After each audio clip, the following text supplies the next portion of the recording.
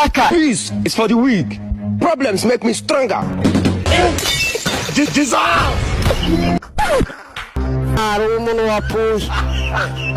We ninde wapfuye ninde?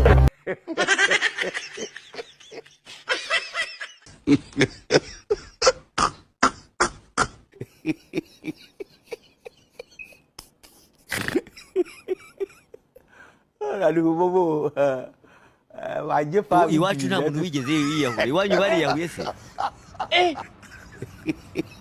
aujourd'hui aussi c'est un autre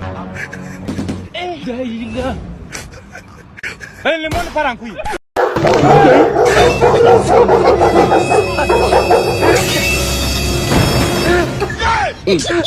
God have mercy upon us.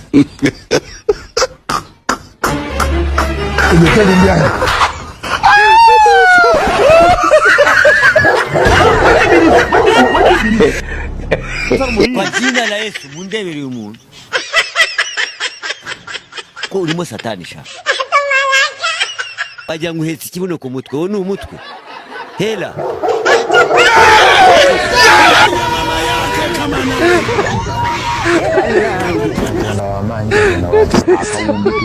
Friday.